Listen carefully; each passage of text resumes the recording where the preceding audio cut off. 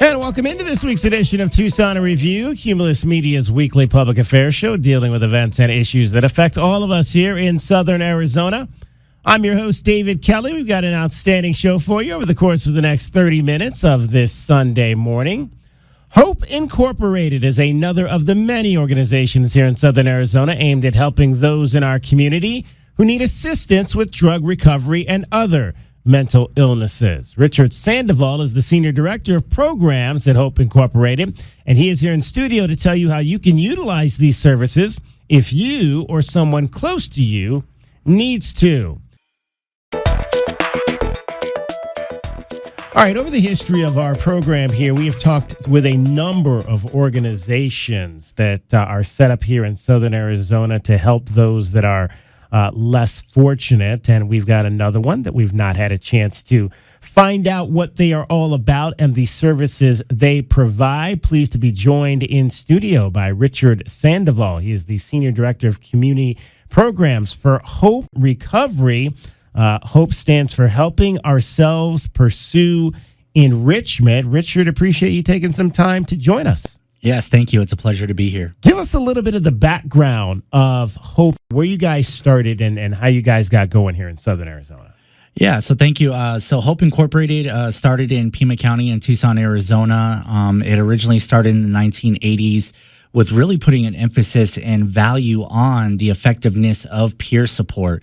So it's actually being able to hire staff on that actually had that lived experience from their own mental health or their own substance use, and being able to show the process and progress that they've made in navigating the resources and working their own recovery. Now, you guys have expanded beyond here in Southern Arizona now. What was the plan going in about how you wanted to maybe take this to other parts of the state as well? So currently right now we have our programming in Pima County and Tucson, but now we have over the years we expanded to a lot of Southeast Arizona. So in Santa Cruz, Nogales, and Sierra Vista, Douglas, we're also in Yuma. And just recently in the past couple years, we started providing peer support in Sholo, in Navajo County, and Prescott and Cottonwood. We're joined by Richard Sandoval. He is Senior Director of Community Programs. Kind of give us an indication of your role specifically and what you do to try to bring this program to those in the community that might need it. Yeah, so my overall goal is, we have a lot of grant-funded like programs through behavioral health providers or through health homes. And our job is to create programs to reach individuals out into the community. So that's reaching out to individuals that are in the jails, that are in the prison systems, that are in the hospitals, that are in the community at the parks or at the shelters, and trying to get them actively engaged into services, but then also identifying what services individuals are needing. You know, are they needing to go to treatment? Are they in need of just like a food box? Or are they in need of, getting engaged in therapy, medicated assisted treatment? If they want to engage in groups. So it really opens up the door for individuals to not only engage with a peer who has that lived experience of being in the community and working recovery, but also getting individuals engaged in services. Now, you grew up here in Southern Arizona, Amphi grad, also a military man. What brought you into this specific line of work? So back in 2012, I was actually doing community service at Hope Incorporated through the Veterans Treatment Court program. And I was doing community service in the kitchen. And Hope approached me as I was finishing up the program. They're just like, hey, you're a peer, so let's get you started. Are you interested in getting started at Hope? And that's exactly what I did. I was actually going to school for electrical engineering at the time. I completely quit school, and I was just like, I want to do peer support. And I've been with Hope for an amazing 12 years now. What are some of the stories of people that you've come across that you've been able to assist and help? The stories that we come across is individuals that have completely lost hope. They have no idea of how to navigate the system. They don't know where to get help. Some places that they have gotten the help, it just wasn't really effective for them.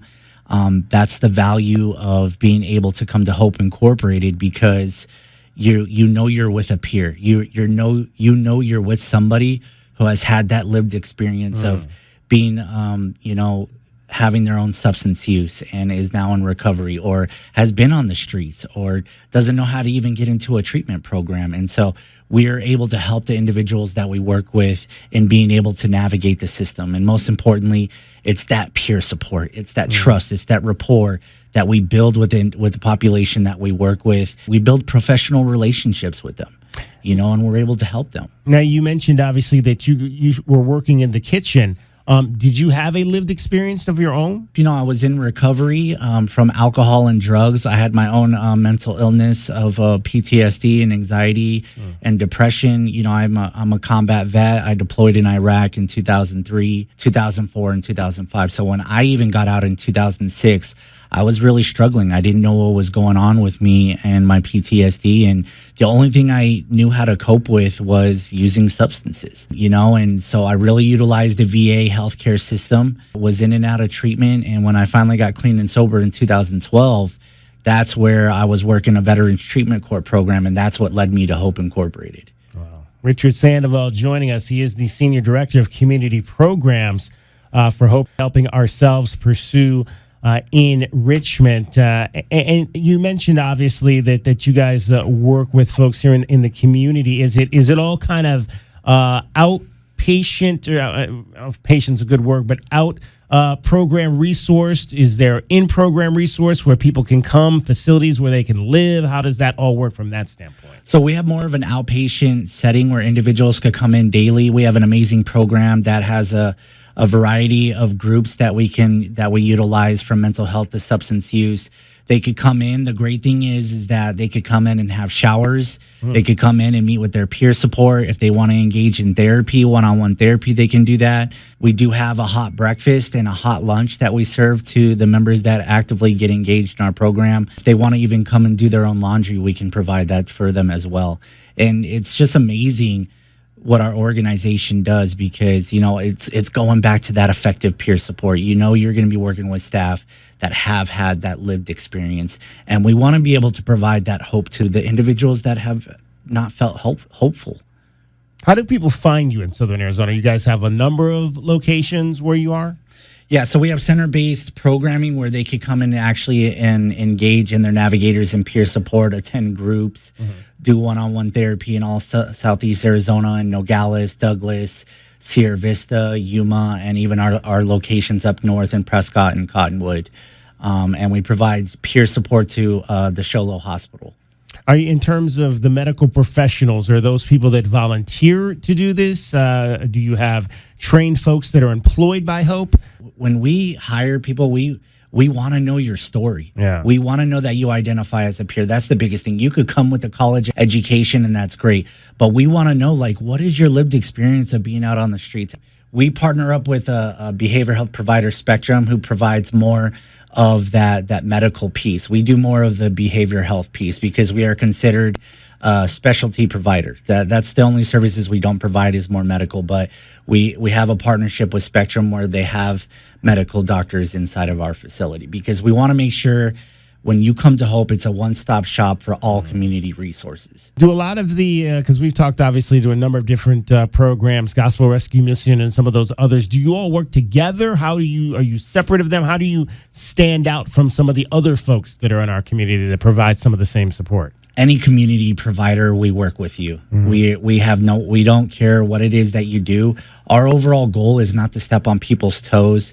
It's more of how can we be a support to you so that overall we could be a better support to the members that we're working with. So we collaborate with all community programs, and we meet with them. We present to them just about our services, and we also talk about how can we become that community of one and being able to come together to better serve the individuals that we all want to help out and, help in their recovery.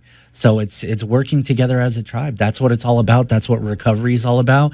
It takes a tribe and it takes a community to even help that one individual. And we want to do it all together.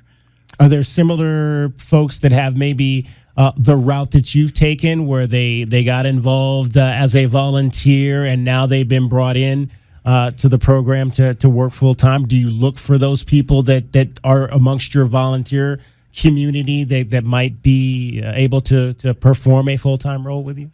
Oh, yes. And we have so many success stories of staff that have come in just getting their foot in the door and learning the process of like peer support. Because when you come into the system of working behavior health, like that's really what we want to look at. It's just, what is your story? Tell us your story, because your story is going to be so effective to other people out in the community that really need it.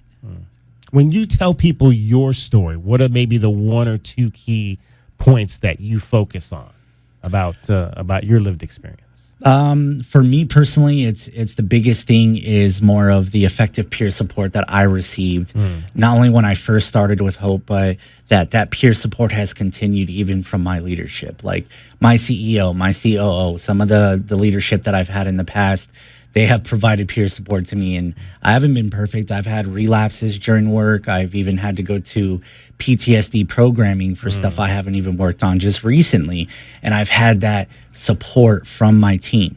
And that's what's continued with my recovery, is that I've had such amazing peer support in my life, and that's what's been effective in my life. Obviously, we have a very strong military community here. What when you deal with others, I guess when you talk about PTSD, we hear that, but maybe a lot of people don't really understand what that is or how that affects the human mind. What's the maybe easiest way to dial that for somebody that really doesn't understand what PTSD is all about, and how maybe they can help somebody in their family that might be dealing with that?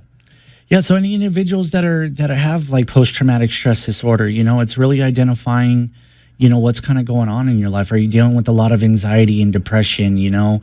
How is your body feeling physically?